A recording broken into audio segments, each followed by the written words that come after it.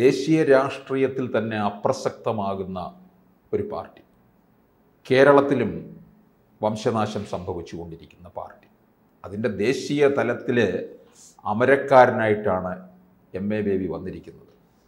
പ്രതീക്ഷിക്കാൻ വലിയ വകയൊന്നും ഉണ്ടാകുമെന്ന് തോന്നുന്നില്ലല്ലോ. കാരണം മുങ്ങിത്താഴാൻ പോകുന്ന ഒരു കപ്പലിന് പിന്നെ കപ്പിത്താൻ്റെ ആവശ്യം ഇല്ലല്ലോ. അതല്ലേ ഇപ്പോൾ CPM-ലും കാണുന്നത്. അതായത് എം.എ. ബേബി എന്ന് പറയുന്ന നേതാവിനെ, നമ്മുടെ ഒരു നേതാവിനെ സമീപിക്കുമ്പോഴേ ആ നേതാവിനെ വിലയിരുത്തുമ്പോഴേ രണ്ട് തരത്തിൽ വിലയിരുത്താം. ഒന്ന്, ആർതർ ക്ലൂട്ടൺ ബ്രൂക്ക് എന്ന് പറയുന്ന ഒരു ആംഗലേയ സാഹിത്യകാരന് പോപ്പുലാരിറ്റി എന്നൊരു ലേഖനം എഴുതിയിട്ടുണ്ട്. ആ ലേഖനത്തിൽ ഒരു പബ്ലിക് ഫിഗർ, ഒരു പൊതുപ്രവർത്തകൻ്റെ പോപ്പുലാരിറ്റി, ജനസമ്മതിയെ നമുക്ക് രണ്ട് തരത്തിൽ കാണാമെന്ന് പറയുന്നത്. ഒന്ന് ലോങ് ഡിസ്റ്റൻസാണ്, മറ്റൊന്ന് ഇൻറ്റിമേറ്റാണ്.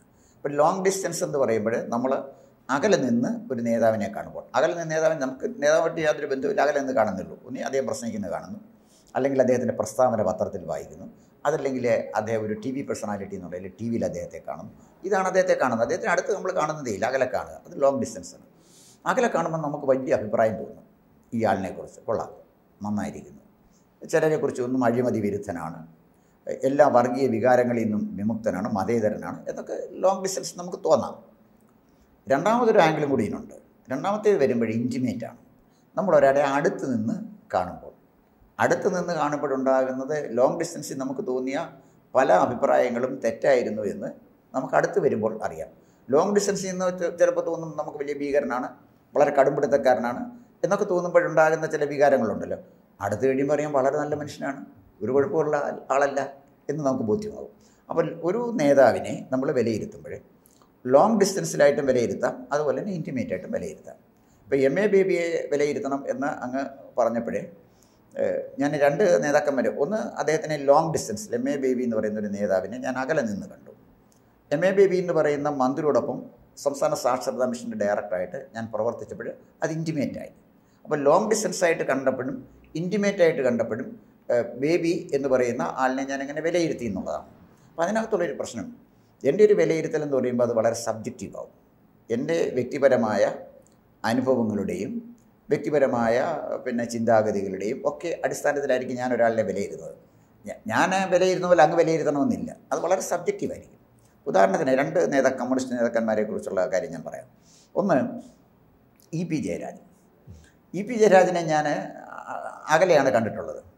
അദ്ദേഹം നല്ല തടിമിടുക്കൊക്കെ ഉള്ള ഒരാൾ, നല്ല കണ്ടാൽ തന്നെ ഒരു വെൽ ബിൽറ്റ് ബോഡി, അതുപോലെ തന്നെ വളരെ പരുഷമായി ചില വാക്കുകൾ ഉപയോഗിച്ച് പ്രസംഗിക്കുന്ന ഒരാൾ.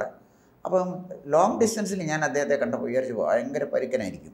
പ്രത്യേകിച്ച് കണ്ണൂരെ കളരി എന്നൊക്കെ വരുന്ന ആളല്ലേ, ഒരു കോംപ്രമൈസും ചെയ്യുന്ന ആളിരിക്കില്ല, സംസാരിക്കാനോ ഇടപെടാനോ ഒക്കെ ബുദ്ധിമുട്ടുള്ള ആളായിരിക്കും ഈ മനുഷ്യൻ എന്നാണ് ഞാൻ കരുതുന്നത്. ഞാൻ കുറച്ചു കാലം കമ്മ്യൂണിസ്റ്റ് പാർട്ടിയിലാണ്, 10-20 വർഷത്തോളം കമ്മ്യൂണിസ്റ്റിൽ പ്രവർത്തിച്ച ഒരാളാണ്. കോന്നി ലോക്കൽ കമ്മിറ്റി മെമ്പറായിരുന്നു, കർഷക സംഘത്തിൻ്റെ ജില്ലാ ട്രഷററായിരുന്നു, അങ്ങനെ. പക്ഷേ ഇദ്ദേഹത്തിനെ കാണാനോ, വലിയ പാർട്ടിയല്ലേ, എല്ലാവരെയും നമുക്ക് കാണാൻ പറ്റില്ലല്ലോ. അദ്ദേഹത്തിന് അങ്ങനെ അകലെ നിന്നേ ഞാൻ കണ്ടിട്ടുള്ളൂ E.P. ജയരാജനെ. ഇവിടെ തൃക്കാക്കര തെരഞ്ഞെടുപ്പുമായിട്ട് ബന്ധപ്പെട്ട് ഒരു വിഷയം വന്നപ്പോഴേ അദ്ദേഹത്തിൻ്റെ ഒരു സുഹൃത്ത് പറഞ്ഞു നമുക്ക് E.P. ജയരാജനെ പോയി കാണാം എന്ന് പറഞ്ഞ് അദ്ദേഹത്തിന് എറണാകുളത്ത് ഒരു ഫ്ലാറ്റ് ഉണ്ടായിരുന്നു, ഞങ്ങൾ അവിടെ ചെന്നു. അപ്പോൾ എൻ്റെ ലോങ് ഡിസ്റ്റൻസിലെ കാഴ്ചപ്പാടാണ് ഞാൻ ഈ പറയുന്നത്. E.P. ജയരാജനുമായിട്ട് ഞാൻ കണ്ടു കഴിഞ്ഞാൽ വളരെ സിമ്പിളായൊരു മനുഷ്യൻ, ഒരു ശിശു സഹജമായ നിഷ്കളങ്കതയുള്ള ഒരാൾ. അപ്പം ഞാൻ വിചാരിച്ചു ലോങ് ഡിസ്റ്റൻസ് ഞാൻ കണ്ട ഒരാളെ അല്ല. ഞങ്ങൾക്ക് ചായ അദ്ദേഹം തന്നെ എടുത്തുകൊണ്ട് തരുന്നു, വളരെ ഇൻഫോർമലായിട്ട് സംസാരിക്കുന്നു. എൻ്റെ കൂടെ വന്ന അദ്ദേഹത്തിൻ്റെ കൂടെ സുഹൃത്താണ്, അദ്ദേഹം പറയുന്ന തമാശകൾ ആസ്വദിക്കുന്നു. വളരെ ഹൃദയനൈർമല്യൊരു മനുഷ്യനെ ഞാൻ കണ്ടത്. അതെൻ്റെ ഇൻറ്റിമേറ്റായിട്ടുള്ള അനുഭവമാണ്. ഇനി എം.എ. ബേബിയിലേക്ക് വന്നാൽ, ബേബിയെ ഞാൻ മന്ത്രിയാകുന്നതിന് മുമ്പ് അകലെ നിന്നാണ് കാണുന്നത്. അന്ന് പാർട്ടി പ്രവർത്തകനൊക്കെയാണ്. അതുപോലെ തന്നെ ഈ സാക്ഷരതാ പ്രവർത്തകരെയൊക്കെ ഓർഗനൈസ് ചെയ്തുകൊണ്ട് നടക്കുന്ന, അന്ന് C.P. നാരായണൻ കേരള സാക്ഷരതാ പ്രേരക അസോസിയേഷൻ്റെ പ്രസിഡൻ്റാണ്. ഞാൻ അദ്ദേഹത്തോടൊപ്പം പ്രവർത്തിക്കുകയും ഈ സാക്ഷരതാ രംഗത്ത് പ്രവർത്തിക്കുന്ന ആളുകളുടെ ഒരു സംഘടന ഉണ്ടാക്കാനായിട്ട് ശ്രമിച്ചുകൊണ്ടൊക്കെ ഇരിക്കുന്നൊരു കാലഘട്ടമാണ്. അന്നേരമാണ് ബേബി വിദ്യാഭ്യാസ മന്ത്രിയായിട്ട് വരുന്നത്. ബേബി വിദ്യാഭ്യാസ മന്ത്രിയായിട്ട് നിന്ന് ഞാൻ സാക്ഷരതാ മിഷൻ ഡയറക്ടറാണ്. അകലെ നിന്ന് ഞാൻ നോക്കിക്കണ്ടപ്പോഴേ ബേബിയെക്കുറിച്ച് എനിക്ക് വലിയ റെസ്പെക്റ്റായിരുന്നു. അദ്ദേഹമായിട്ട് അടുത്ത് ചെന്ന് കഴിഞ്ഞപ്പോൾ നിർഭാഗ്യമെന്ന് പറയട്ടെ, എനിക്കുണ്ടായിരുന്ന എല്ലാ ബഹുമാനവും പോയി. എല്ലാ ബഹുമാനവും പോയി അദ്ദേഹത്തെക്കുറിച്ച്. ബേബിയെ കുറച്ച് അടുപ്പമുണ്ടല്ലോ. അടുപ്പമുണ്ട്. അദ്ദേഹം സാക്ഷരതാ മിഷൻ ഡയറക്ടർ വിദ്യാഭ്യാസ മന്ത്രിയായിട്ട് ചേർന്നാലേ പ്രവർത്തിക്കാൻ പറ്റുള്ളൂ. അദ്ദേഹമാണല്ലോ അതിൻ്റെ ചെയർമാൻ. സംസ്ഥാന സാക്ഷരതാ മിഷൻ്റെ ചെയർമാൻ എന്ന് പറയുന്നത് വിദ്യാഭ്യാസ മന്ത്രിയാണ്. അതിൻ്റെ സെക്രട്ടറിയാണ് പിന്നെ ഡയറക്ടർ സ്റ്റേറ്റ് ലിറ്ററസി മിഷൻ. അപ്പോൾ അടുത്ത് നിന്നപ്പോൾ ഞാൻ ദൂരെ നിന്ന് കണ്ട ഒരാളെ അല്ല ഞാൻ അടുത്ത് നിന്ന് കണ്ടത്. ഞാൻ 3 മന്ത്രിമാരോടൊപ്പം സാക്ഷരതാ രംഗത്ത് പ്രവർത്തിച്ചിട്ടുണ്ട്. ഒന്ന് പി ജെ ജോസഫാണ്, മറ്റൊന്ന് ഇ ടി മുഹമ്മദ് ബഷീറാണ്, പിന്നെ മൂന്നാമത്തെ ആൾ എം എ ബേബിയാണ്. ഇവരുമായിട്ട് തട്ടിച്ചു നോക്കുമ്പോൾ ഈ 2 പേര് പി ജെ ജോസഫും ഇ ടി മുഹമ്മദ് ബഷീറുമായിട്ട് അദ്ദേഹത്തിനെ കമ്പയർ ചെയ്യുമ്പോൾ എനിക്ക് വ്യത്യസ്തമായ അഭിപ്രായമാണ്. അദ്ദേഹം പരാജയപ്പെട്ട ഒരു വിദ്യാഭ്യാസ മന്ത്രിയായിട്ടാണ് എനിക്ക് തോന്നിയിട്ടുള്ളത്. പിന്നെ ബുദ്ധിജീവി ഒക്കെയാണ്, ഇല്ലെന്നൊന്നും ഞാൻ പറയുന്നില്ല. എങ്കിലും ആ ഇടപെടലുകളിൽ അദ്ദേഹത്തെക്കുറിച്ചുള്ള എൻ്റെ ധാരണ മാറി കിട്ടിയെന്നാണ് പറയുന്നത്. ഞാൻ പറയാനുള്ള കാരണം, ഞാൻ സാക്ഷരതാ മിഷൻ ഡയറക്ടറായിട്ട് ഞാൻ നിയമിക്കപ്പെടുന്നത് ഇ ടി മുഹമ്മദ് ബഷീർ മന്ത്രിയായിട്ടിരിക്കുന്ന സമയത്താണ്. അതിനു മുമ്പ് ആദ്യം സാക്ഷരതാ മിഷൻ തുടങ്ങുമ്പോൾ ആദ്യത്തെ ഡയറക്ടർ ഗോപിനാഥ് പനങ്ങാടാണ്. അത് കഴിഞ്ഞ് ഡോക്ടർ എം ജി ശശിഭൂഷൺ വന്നു. അത് കഴിഞ്ഞ് പ്രൊഫസർ അബൂബക്കർ വന്നു. അബൂബക്കർക്ക് ശേഷമാണ് ഞാൻ വരുന്നത്. അപ്പം വന്നു, അദ്ദേഹമായിട്ട് സംസാരിച്ചതിന് ശേഷമാണ് അദ്ദേഹം നിയമിച്ചു. എന്നോട് സംസാരിച്ചതിന് ശേഷമാണ് അദ്ദേഹം നിയമിച്ചത്. അത് കഴിഞ്ഞ് പ്രോജക്റ്റിനെ കുറിച്ച് ബാക്കി കാര്യങ്ങളൊക്കെ ഡിസ്കസ് ചെയ്തപ്പോൾ അതേ ശരിക്കും പറഞ്ഞാൽ നമുക്കൊരു കംപ്ലീറ്റ് ആയിട്ടൊരു പ്രവർത്തന സ്വാതന്ത്ര്യം തന്നു. നമ്മുടെ ആശയങ്ങൾ, നമ്മുടെ അഭിപ്രായങ്ങളൊക്കെ അദ്ദേഹമായിട്ട് പങ്കുവെക്കാൻ ഒരു ബുദ്ധിമുട്ട് എനിക്കുണ്ടായില്ല ഇ ടി മുഹമ്മദ് ബഷീർ മന്ത്രിയായ സമയത്ത്. അന്ന് ഇവിടെ നടക്കുന്നത് തുടർ വിദ്യാഭ്യാസ പരിപാടിയാണ്. അത് ഇന്ത്യയിൽ ആദ്യമായിട്ടാണ് കേരളത്തിൽ തുടർ വിദ്യാഭ്യാസ പരിപാടി നടക്കുന്നത്. അനൗപചാരിക വിദ്യാഭ്യാസ രംഗത്തെ വലിയൊരു കാൽവയ്പ്പായിരുന്നത്. ഈ തുടർ വിദ്യാഭ്യാസ പരിപാടി ഇന്ത്യയിൽ എടുക്കാൻ പറ്റുന്ന ഏക സംസ്ഥാനം കേരളമാണ്. ഇതിനു വേണ്ടുന്ന പ്രോജക്റ്റ് തയ്യാറാക്കിയത് കെ ജയകുമാർ, അദ്ദേഹം പൊതുവിദ്യാഭ്യാസ വകുപ്പ് സെക്രട്ടറി ആയിരിക്കുന്ന സമയത്താണ് ഈ പ്രോജക്റ്റ് തയ്യാറാക്കുന്നത്. മലയാളിയായ അദ്ദേഹം തയ്യാറാക്കിയ പ്രോജക്റ്റ് കേരളത്തിലെ ഏറ്റവും അനുയോജ്യമായ ഒരു പ്രോജക്റ്റാണ്. കേരളത്തിൽ ഒരുപാട് ആളുകൾക്ക് തൊഴിൽ കൊടുക്കാനും കേരളത്തിലെ ജനങ്ങൾക്ക് ഒരുപാട് സർവീസ് എത്തിച്ചു കൊടുക്കത്തക്ക വിധത്തിൽ വളരെ നന്നായിട്ട് തയ്യാറാക്കിയ ഒരു പ്രോജക്റ്റാണ്. ഒരുപക്ഷെ ഇന്ത്യക്ക് ഏറ്റവും മാതൃകയാകുന്ന ഒരു പ്രോജക്റ്റ് തന്നെയാണത്. അപ്പോൾ അത് സമ്പൂർണ്ണമായി സാക്ഷരത നേടിയൊരു സമൂഹത്തിലെ ഈ തുടർ വിദ്യാഭ്യാസം പറ്റും. അത് ഇന്ത്യ കേരളത്തിലേ പറ്റുള്ളൂ. അങ്ങനെ കേരളത്തിന് ഈ കണ്ടിന്യൂയിങ് എഡ്യൂക്കേഷൻ പ്രോജക്റ്റ് ദേശീയ സാക്ഷരതാ മിഷനിൽ നിന്ന്, നാഷണൽ ലിറ്ററസി മിഷനിൽ നിന്ന് വാങ്ങിച്ചു കൊണ്ടുവന്നത് കെ ജയകുമാറാണ്. അപ്പോൾ ആ പ്രോജക്റ്റ് ഇങ്ങനെ നടന്നുകൊണ്ടിരിക്കുന്ന സമയമാണ്. അപ്പോൾ എല്ലാ പഞ്ചായത്തിലും 3 തുടർ വിദ്യാ കേന്ദ്രങ്ങളുണ്ട്. ബ്ലോക്കിലൊരു വികസന വിദ്യാ കേന്ദ്രമുണ്ട്. അത് മുനിസിപ്പാലിറ്റിയിലും പഞ്ചായത്തിലും ഒക്കെ ഇതുപോലെ തന്നെ. അപ്പോൾ ഇത് ഗംഭീരമായിട്ട് നടന്നു വരുന്നൊരു കാലമാണ്.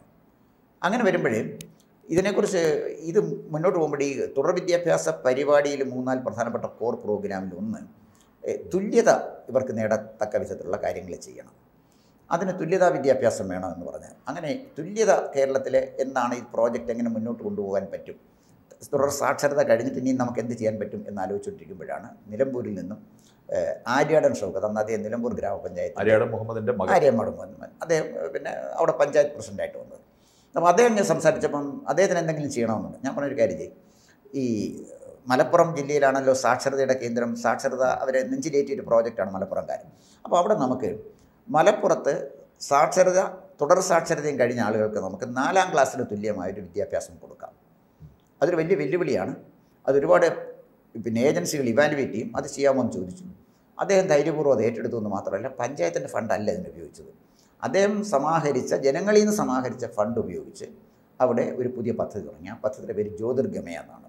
അപ്പോൾ എഴുതാനും വായിക്കാനും അറിയാൻ പാടില്ലാത്ത ആളുകളെ സാക്ഷരരാക്കുക, എഴുതാനും വായിക്കാനും അറിയാവുന്ന സാക്ഷരത നേടിയ ആളുകൾക്ക് 4ാം ക്ലാസ്സിന് തുല്യമായ ഒരു വിദ്യാഭ്യാസം കൊടുക്കുക. ആ 4ാം ക്ലാസ്സിന് തുല്യമായ വിദ്യാഭ്യാസം എന്ന് പറയുമ്പോഴേ ഇപ്പോഴത്തെ 10ാം ക്ലാസ്സുകാരനേക്കാൾ അവർ ക്വാളിഫൈഡ് ആയി എന്നുള്ളതാണ് എൻ്റെ ഒരു അനുഭവത്തുള്ള കാര്യം. ഇംഗ്ലീഷ് അത്യാവശ്യം പേരെഴുതാനും, ഇംഗ്ലീഷൊന്നും വായിക്കാനല്ല, പേരെഴുതാനും ഒന്ന് ഒപ്പിടാനും, മലയാളം നന്നായിട്ട് വായിക്കാനും, അത്യാവശ്യം കണക്ക് കൂട്ടാനും കുറയ്ക്കാനും ഒക്കെ അങ്ങനെയൊക്കെയുള്ള ചില കഴിവുകൾ 4ാം ക്ലാസ്സിന് തുല്യമായ വിദ്യാഭ്യാസം നേടുക. അത് സർവേയിലൂടെ ആളുകളെ കണ്ടെത്തി അവരെ പഠന ക്ലാസ്സുകളിലേക്ക് കൊണ്ടുവന്നു. അത് പരീക്ഷ നടത്തി. പരീക്ഷയൊക്കെ വേറെ ഏജൻസിയെ വെച്ചാണ് നടത്തുന്നത്. പരീക്ഷ നടത്തി അങ്ങനെ നിലമ്പൂർ ഗ്രാമപഞ്ചായത്തിലെ 90% ആളുകൾ അവർ 4ാം ക്ലാസ് വിദ്യാഭ്യാസത്തിന് തുല്യമായ യോഗ്യത നേടി. അതാണ് ജ്യോതിർഗമയ എന്ന് പറയുന്നത്. ഇതുമായി ബന്ധപ്പെട്ട് നാഷണൽ ലിറ്ററസി മിഷനിൽ നിന്ന് ഒരുപാട് ഉദ്യോഗസ്ഥന്മാർ കേരളത്തിൽ വന്നു. അവരൊക്കെ പ്രത്യേകിച്ച് അവർക്ക് കേരളത്തിന് ഇവർക്കെല്ലാം ഇഷ്ടമാണ്. അവർ ഈ പദ്ധതി കണ്ടപ്പോൾ അവർക്ക് വളരെയധികം ആഹ്ലാദം തോന്നി. അങ്ങനെ വന്ന അന്നത്തെ അവിടുത്തെ ഒരു പ്രധാനപ്പെട്ട ഒരു ഉദ്യോഗസ്ഥ അവർ മൂന്നാർ കണ്ടിട്ട് പറഞ്ഞൊരു കാര്യം ചെയ്യും, ഇത് നിങ്ങൾ വളരെ മോഡലായിട്ട് നടത്തിയിരിക്കുന്ന ഒരു പൈലറ്റ് പ്രോജക്റ്റാണ്, നമുക്ക് ഇന്ത്യയിലെ തുടർ വിദ്യാഭ്യാസത്തിൻ്റെ പ്രവർത്തന കേന്ദ്രം നമുക്ക് കേരളമാക്കാം.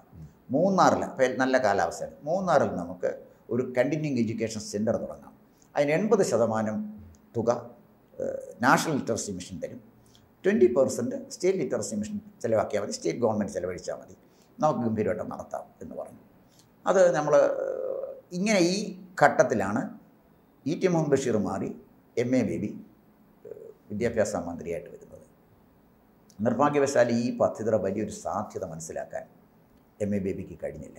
അത് കഴിഞ്ഞിരുന്നു എങ്കിൽ ഇന്ത്യയിലെ ആദ്യമായി ഒരു സംസ്ഥാനം അവിടുത്തെ ജനങ്ങൾ 4ാം ക്ലാസ്സിന് തുല്യമായ വിദ്യാഭ്യാസം നേടിയ ആളുകളാണെന്ന് പറഞ്ഞാൽ അത് അച്ചീവ് ചെയ്യാൻ ഇന്ത്യയിലെ മറ്റ് സ്റ്റേറ്റുകൾക്ക് ഏറ്റവും കുറഞ്ഞ 1/2 നൂറ്റാണ്ടിലധികം വേണ്ടി വരും. വലിയ തന്നെയല്ല, യുനെസ്കോയിലെയും കോമൺവെൽത്ത് ഓഫ് ലേണിങ്ങിലെയും ഒക്കെ ആളുകൾ വലിയൊരു പ്രോജക്റ്റായിട്ട് ഇതിനെ ഉയർത്തി കാണിക്കുവാൻ. കോമൺവെൽത്ത് ഓഫ് ലേണിങ്ങിൽ അന്ന് മലയാളിയായ ഒരു ഉദ്യോഗസ്ഥയായിട്ടുണ്ടായിരുന്നു, ഡൽഹി ബേസ്ഡ് ആയിരുന്നു. അവരിത് വന്ന് കണ്ടു. അവരെല്ലാം വലിയ അഭിപ്രായം പറഞ്ഞു, ഇതിനെ എടുക്കണം, നന്നായിട്ട് കൊണ്ടുപോകണം എന്നൊക്കെ പറഞ്ഞു. പക്ഷേ ഈ ഒരു പ്രോജക്റ്റ് ഗൗരവമായിട്ട് അത് കൺസീവ് ചെയ്യാൻ MA ബേബിക്ക് കഴിഞ്ഞില്ല. അതുകൊണ്ട് തന്നെ ആ പ്രോജക്റ്റ് നമുക്ക് നഷ്ടപ്പെട്ടു പോയി. അല്ലെങ്കിൽ കോടിക്കണക്കിന് രൂപ അനൗപചാരിക വിദ്യാഭ്യാസത്തിൻ്റെ ഭാഗമായി ഈ 4ാം ക്ലാസ് വിദ്യാഭ്യാസത്തിന് വേണ്ടി നമുക്ക് കേരളത്തിലേക്ക് കൊണ്ടുവരാൻ കഴിയുമായിരുന്നു. അപ്പം ഞാൻ ഒരു ഉദാഹരണം പറഞ്ഞാൽ, പിന്നെ ഇ ടി മുഹമ്മദ് ബഷീർ മന്ത്രിയായിരിക്കുന്ന സമയത്ത് കോവളത്തെ ഒരു നാഷണൽ കോൺഫറൻസ് നമ്മൾ നടത്തി. നമ്മുടെ ലിറ്ററസി മിഷൻ്റെ ആഭിമുഖ്യത്തിലാണ് നടത്തി. അതിന് എല്ലാ സ്റ്റേറ്റുകളിൽ നിന്നുള്ള ഡയറക്ടർമാരെ, SRC ഡയറക്ടേഴ്സ് അവരെല്ലാം വന്നു. അതിന് ഫണ്ട് ചെയ്തത് നാഷണൽ ലിറ്ററസി മിഷനാണ്. അപ്പോൾ അവരെല്ലാം വന്ന് പ്രധാനപ്പെട്ട കേന്ദ്രത്തിൽ നിന്ന് വന്ന കേന്ദ്ര ഗവൺമെൻറ് പ്രധാനപ്പെട്ട ഉദ്യോഗസ്ഥന്മാരൊക്കെ. അപ്പം അവരിവിടെ വന്നപ്പോൾ അവർക്ക് വിദ്യാഭ്യാസ മന്ത്രിയെ കാണണമെന്ന് പറഞ്ഞു. അന്ന് ഇ ടി മുഹമ്മദ് ബഷീർ ഞാനെന്ന് പറഞ്ഞ സ്ഥലം ഇങ്ങനെ അവർക്ക് സാറിനെ കാണണമെന്ന് ആഗ്രഹമുണ്ട്. അവരൊരു 8-10 പേര് പ്രധാന ഒഫീഷ്യൽസ് ഉണ്ട്. അതിനെന്താ, ഞാൻ അവർക്കൊരു ഡിന്നർ കൊടുക്കാം. മസ്കറ്റ് ഹോട്ടലിൽ വെച്ച് അദ്ദേഹം അവർക്കൊരു ഡിന്നർ കൊടുക്കാം. കൊടുത്ത് വിദ്യാഭ്യാസ മന്ത്രി വളരെ ലാളിത്യത്തോടുകൂടി ഇവരോട് ഇടപെടുന്നു. ഈ തുടർ വിദ്യാഭ്യാസത്തെക്കുറിച്ച് ആധികാരികമായിട്ട് സംസാരിക്കുന്നു. 4ാം ക്ലാസ് വിദ്യാഭ്യാസത്തെക്കുറിച്ചുള്ള അദ്ദേഹത്തിൻ്റെ ഒരു ഡ്രീം അവരുമായിട്ട് ഷെയർ ചെയ്യുന്നു. തിരിച്ചു വന്നു കഴിഞ്ഞപ്പോഴത്തേക്ക് അവർ വളരെയധികം സന്തുഷ്ടരായിട്ട് പറഞ്ഞു. അവരവസാനം പറഞ്ഞത്, ഇതുപോലൊരു മന്ത്രിയോടൊപ്പം നിങ്ങൾക്ക് പ്രവർത്തിക്കാൻ കഴിഞ്ഞത് നിങ്ങൾക്ക് വലിയ കിട്ടിയൊരു ഭാഗ്യമല്ലേ, ഒരു പ്രശ്നവുമില്ല, നമുക്ക് ഈ ഫണ്ട് തരാം, ഈ മിനിസ്റ്ററും ഈ ഗവൺമെൻറ്റും നന്നായിട്ട് നടത്തും, ഞങ്ങൾക്ക് ബോധ്യമാണ്. അങ്ങനെ അവിടെ മടങ്ങിപ്പോയി. ഇതിൻ്റെ ചർച്ച നടക്കുന്ന സമയത്താണ് ഈ ഗവൺമെൻറ് മാറുന്നതും MA ബേബി പിന്നെ വിദ്യാഭ്യാസ മന്ത്രിയായിട്ട് വരുന്നതും ഈ പ്രോജക്റ്റ് തന്നെ ഇല്ലാതായിപ്പോയി. ഇപ്പോൾ തുല്യതയെന്ന് പറഞ്ഞൊരു സാക്ഷരതാ മിഷൻ നടത്തുന്ന പ്രോജക്റ്റ് അല്ല ഇത്. അതിൽ നിന്നൊക്കെ വ്യത്യസ്തമായിട്ട് അന്തർദേശീയ പുരസ്കാരങ്ങൾ നമ്മളെ തേടിയെത്താൻ കഴിയുന്ന വലിയൊരു പ്രോജക്റ്റ്, അതിൽ തന്നെ കൺസീവ് ചെയ്യാൻ പറ്റിയില്ല. അത് കൃത്യമായി അദ്ദേഹത്തിൻ്റെ ഒരു താല്പര്യക്കുറവ് കൊണ്ട് അത് നഷ്ടപ്പെട്ടു പോയി എന്നുള്ളതാണ് എൻ്റെ വ്യക്തിപരമായ അനുഭവം. അതാണ് ഞാൻ പറഞ്ഞത്. അകലെ നിന്ന് നോക്കിയപ്പോൾ അദ്ദേഹം വിദ്യാഭ്യാസ മന്ത്രിയാണെങ്കിൽ ഒരുപാട് കാര്യങ്ങൾ ഒരുപക്ഷെ നടന്നേക്കും എന്ന് തോന്നി എനിക്ക്. അദ്ദേഹത്തോടൊപ്പം 6 മാസം പ്രവർത്തിച്ച് കഴിഞ്ഞപ്പോൾ എനിക്ക് വളരെ നിരാശ തോന്നി. പിന്നെ എനിക്ക് തോന്നിയൊരു കാര്യം, ഇദ്ദേഹത്തിൻ്റെ ചില സുഹൃത്തുക്കളുണ്ട്, വളരെ അടുത്ത സുഹൃത്തുക്കൾ. അദ്ദേഹത്തിൻ്റെ പബ്ലിക് റിലേഷൻ വർക്ക് നന്നായിട്ട് ചെയ്യാൻ അറിയാവുന്ന ആളാണ് ബേബി. മാധ്യമങ്ങളെ നന്നായിട്ട് ഉപയോഗിക്കാൻ അറിയാം. സുഹൃത്തുക്കളിലൂടെ അദ്ദേഹം നടന്നൊരു പബ്ലിസിറ്റി ഉണ്ട്. ഇദ്ദേഹത്തിൻ്റെ സുഹൃത്തുക്കളെല്ലാം പറയും ഇദ്ദേഹത്തെക്കുറിച്ച് നടത്തുന്ന ഒരു മർമറിങ് ക്യാമ്പയിൻ, അതൊക്കെ വളരെ അദ്ദേഹത്തിന് കേരളത്തിൽ ഇവിടെ അപ്ലൈസ് ചെയ്യേണ്ടത് നന്നായിട്ട് ബേബിക്ക് അറിയാം. അതിനനുസരിച്ച് ഹോംവർക്ക് ചെയ്യും, അതിനനുസരിച്ച് വർക്ക് ചെയ്യും, അവിടെ എത്തിച്ചേരാൻ അദ്ദേഹം ശ്രമിക്കുകയും ചെയ്യും. അത് കുഴപ്പമാണെന്നല്ല ഞാൻ ഈ പറഞ്ഞത്. പക്ഷേ ഇദ്ദേഹത്തിൻ്റെ സുഹൃത്തുക്കൾ പലരും ഇദ്ദേഹത്തെ വല്ലാതെ സ്വാധീനിച്ചിട്ടുണ്ട്. ഇതിലെ സുഹൃത്തുക്കളിൽ പലരും അവർ ഞാൻ മനസ്സിലാക്കിയിട്ടുള്ള ചിലർ വളരെ നല്ല ജെൻറ്റിൽമാൻ, നല്ല ആളുകളുണ്ട്, നല്ല കമ്മ്യൂണിസ്റ്റുകാരുണ്ട്, ജാതിക്കും മതത്തിനും ഒക്കെ അതീതമായി സ്റ്റേറ്റിൻ്റെ വികസനത്തെക്കുറിച്ച് ചിന്തിക്കുന്നവരുണ്ട്. എന്നാൽ ചുരുക്കം ചില ആളുകൾ അസൂയയും കുശുമ്പും അസഹിഷ്ണുതയും വർഗീയതയും ഇതെല്ലാം കൂടെ കൂടി ചേരുമ്പോഴേ വല്ലാത്ത ഒരു അവിയൽ പരുവത്തിലാവും മനസ്സ്. അതുകൊണ്ട് ഇതെല്ലാം കൂടെ ചേർന്ന് ഉന്മാദം ബാധിച്ച ചില ഉപദേശകരും ബേബിയോടൊപ്പം ഉണ്ടായിരുന്നു. അപ്പോൾ ഏതൊക്കെയോ ഉപദേശകർ അദ്ദേഹത്തെ സ്വാധീനിച്ച് കാണാം. എന്തായാലും ശരി, കേരളത്തിന് കിട്ടേണ്ട വലിയൊരു പ്രോജക്റ്റ് നഷ്ടപ്പെടുത്തിയ ഒരു വിദ്യാഭ്യാസ മന്ത്രിയായിട്ടാണ് ഒരു സാക്ഷരതാ മിഷൻ്റെ ഡയറക്ടർ എന്നുള്ളതിൽ പ്രവർത്തിച്ച എനിക്ക് അനുഭവപ്പെട്ടത്. അപ്പം ഇ ടി മുഹമ്മദ് ബഷീറിൽ നിന്നും MA ബേബിയിലേക്ക് വന്നപ്പോൾ ഞാൻ അവിടുന്ന് പടിയിറങ്ങുമ്പോൾ വളരെ നിരാശനായി, ദുഃഖിതനായി തന്നെയാണ് അവിടുന്ന് പടിയിറങ്ങിയത്. അതുകൊണ്ട് തന്നെ ലോങ് ഡിസ്റ്റൻസിൽ വലിയ അഭിപ്രായം എനിക്ക് MA ബേബിയെക്കുറിച്ച് തോന്നിയെങ്കിലും ഇൻറ്റിമേറ്റായിട്ട് വന്നപ്പോൾ ആ അഭിപ്രായം നിലനിന്നില്ല എന്ന് മാത്രമല്ല, ശരിക്കും അദ്ദേഹത്തിനോട് തോന്നിയ ഒരു സഹതാപമാണ്. ഇദ്ദേഹം ഈ ഒരു വലിയ ചുമതല, വിദ്യാഭ്യാസ മന്ത്രി എന്ന് പറഞ്ഞ ചുമതല ഏറ്റെടുക്കാൻ പാടില്ലായിരുന്നു എന്നാണ് എനിക്ക് തോന്നുന്നു. കൂടുതൽ വാർത്തകളും വിശേഷങ്ങളും നിങ്ങളിലേക്ക് എത്താൻ ABC മലയാളം സബ്സ്ക്രൈബ് ചെയ്യുക, ബെൽ ബട്ടണും അമർത്തുക.